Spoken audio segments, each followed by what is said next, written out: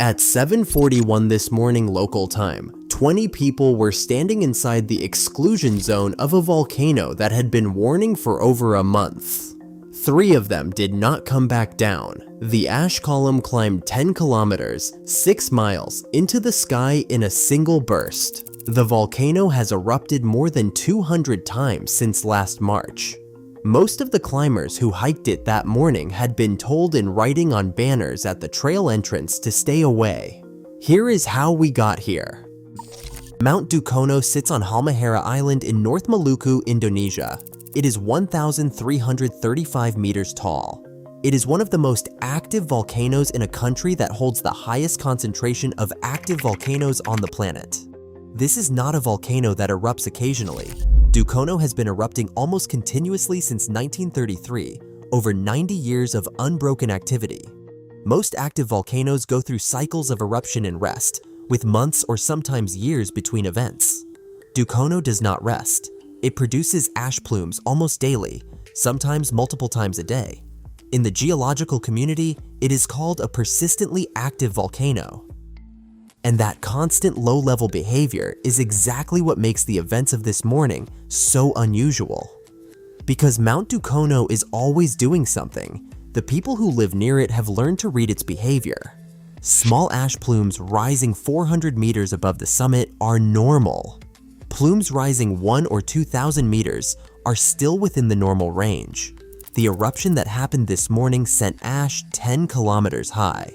That is not normal behavior for Mount Dukono. That is the kind of column you see from a volcano that has built up pressure for weeks and finally released it all at once. And that matches exactly what was happening underneath the surface. Since the 30th of March, the seismic network around Dukono had been recording what scientists call an intensification phase. In a single day, the network logged 199 explosive events. That was the moment scientists knew something had shifted. The activity had been declining since August of 2025. Then, on the 30th of March 2026, it came back hard. By the 17th of April, the area around the crater had been officially closed to all visitors. PVMBG, the Indonesian Center for Volcanology and Geological Hazard Mitigation, had already been telling tourists since December of 2024 to stay at least 4 kilometers and 2.5 miles away from the Malapang Warirang crater. The warning was there. The closure was there. The science was there. And on the morning of the 8th of May, 20 people were inside that exclusion zone anyway. Now, zoom out. What sits underneath this story is something most people who follow volcanology already know, but most people who do not follow it never hear. When a volcano that normally vents pressure constantly suddenly goes quiet, that silence is not peace. That silence is pressure with nowhere to go. A local tour guide who was on the mountain that morning told the BBC he believed high pressure had been building inside Dukono for several days. He described the volcano as too quiet. He told his clients a major eruption was coming because Dukono had stopped doing what Dukono normally does. He was right. As he was hiking up, he saw one group of people at the edge of the crater. Another group, about 50 meters from the crater rim, was filming drone videos. Then he heard deep tremors. He turned around. He descended with his 2 clients. The 3 of them survived. Many of the hikers still at the summit did not.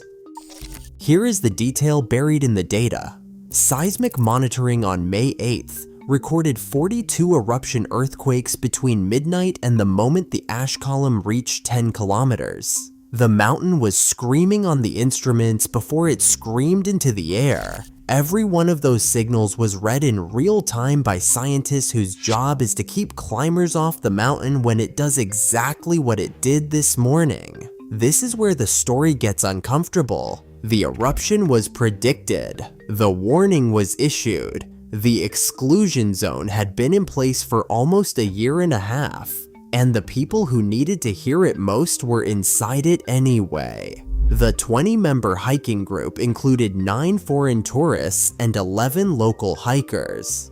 According to North Halmahera Police Chief Erlikson Pasaribu, The guide and the porter who led the group could face criminal charges for crossing a banned area.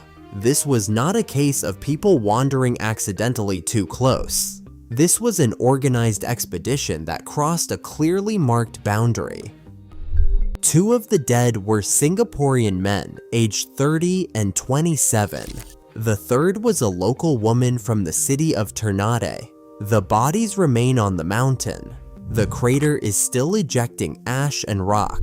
The rescue operation was paused at nightfall on Friday because the volcano had not finished speaking. 2 porters from the group stayed behind on the mountain overnight to help rescue workers locate the bodies when conditions allow them to approach the rim. Here is what that means in human terms.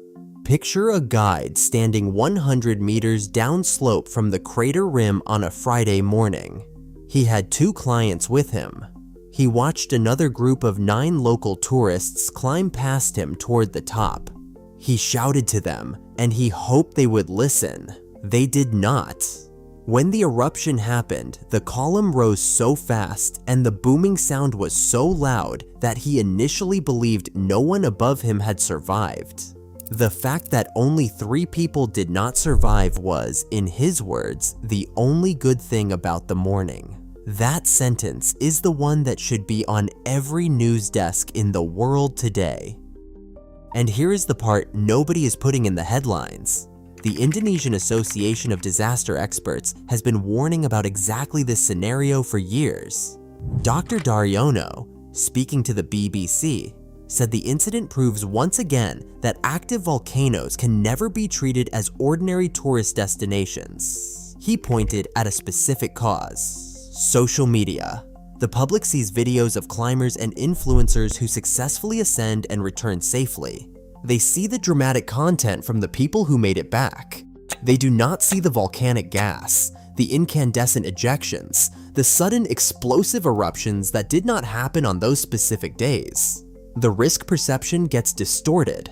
The boundary between a brave hike and a fatal one becomes invisible. The mountain itself has not changed. Only the people standing on it have. The sentence that should make every emergency manager in Indonesia put down their coffee is this: Mount Dukono is currently rated level 2 out of 4 on the Indonesian Volcano Alert System. That is not the highest tier. That is the second tier from the bottom. And it still produced an event that killed 3 people because they crossed a line. What happens at level 3? What happens at level 4? Nobody wants to find out the way Halmahera Island found out this morning. By Friday afternoon, 15 of the 20 climbers had been safely brought down. 2 more were still unaccounted for. The 3 dead remained on the slopes because the rescue teams could not safely approach the crater rim. The search operation is set to resume on Saturday, depending on what the volcano decides to do. The ash column was still drifting north toward Tebelo City. Indonesia's geology agency warned residents in the area to watch for ash rain that could affect health and disrupt transportation.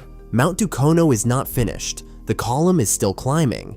The seismic activity has not settled. PVMBG has asked all tourists and locals to stay clear of the 4-kilometer zone until further notice. What this story actually shows is that the volcano monitoring system in Indonesia worked exactly as it was designed to. The system gave humans every chance to make the right call. The system cannot make the call for them. That is the part no scientific instrument has ever been able to fix. The geological risk in active volcanic regions is real, but it is bounded by science. The behavioral risk, the choice to ignore the boundary, is what turns a manageable hazard into a tragedy. And right now, on the slopes of Mount Dukono, 3 bodies are waiting for the volcano to quiet down enough for rescuers to bring them home. The mountain is still erupting, the instruments are still listening, and the volcano that warned for 39 days is still speaking. The question now is, who will listen the next time?